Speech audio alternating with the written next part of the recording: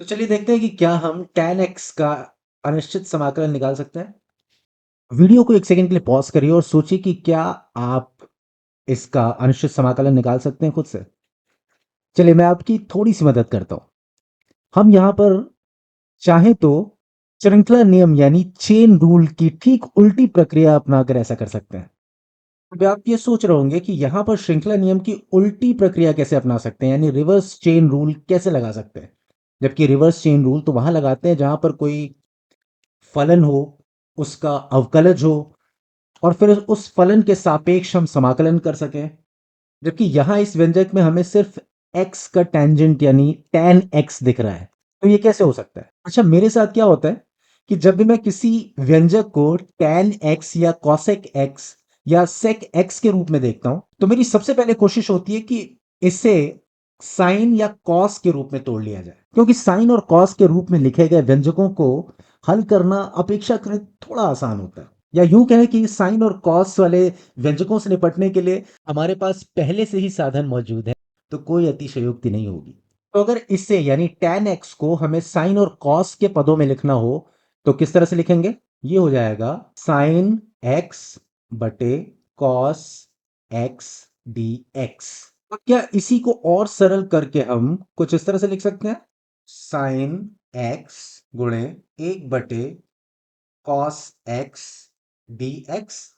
बिल्कुल लिख सकते हैं। तो अगर आप पहली बार में ये नहीं समझ पाए कि यहां पर रिवर्स चेन रूल यानी श्रृंखला नियम की उल्टी प्रक्रिया का पालन करके भी इसका हल निकाला जा सकता है, तो कोई बात नहीं।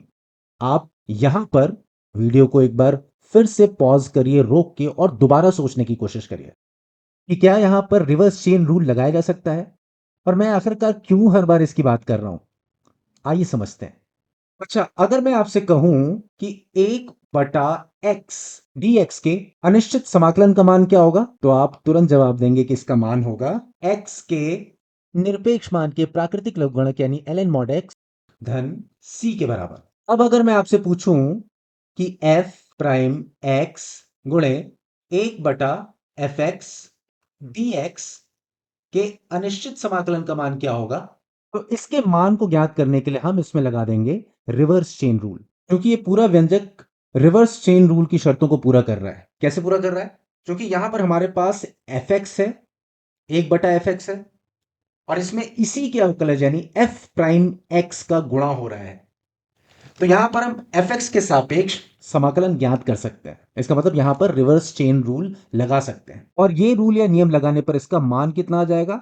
इसका मान आ जाएगा ln mod fx plus c, यानी कांस्टेंट। आएगा कि नहीं? बिल्कुल आएगा। और अगर गौर से देखा जाए तो ठीक यही चीज यहां पर भी तो हो रही है। अगर हम यहां इसे cos x को fx के रूप में देखें, क्या इस fx यानी cos x के अवकलज का मान sin x होगा?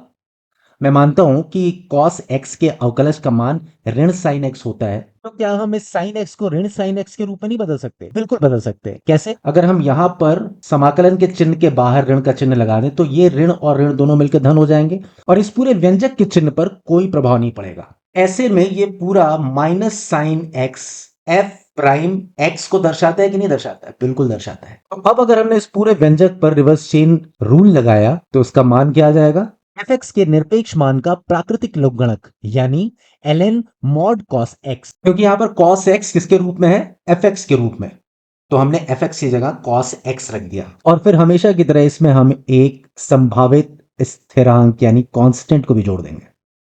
और चूंकि हमने इस पूरे व्यंजक को इस रूप में लाने के लिए यहां पर ऋण का चिन्ह लगाया था, तो उसी ऋण के चिन्ह को हम यहां भी लगा देंगे। और इस तरह से आखिरकार हमें tan x के अनिश्चित समाकलन का मान आखिरकार मिल ही गया। और tan x के अनिश्चित समाकलन का मान कितना है? माइनस cos x के निरपेक्ष मान का प्राकृतिक लघुगणक प्लस c।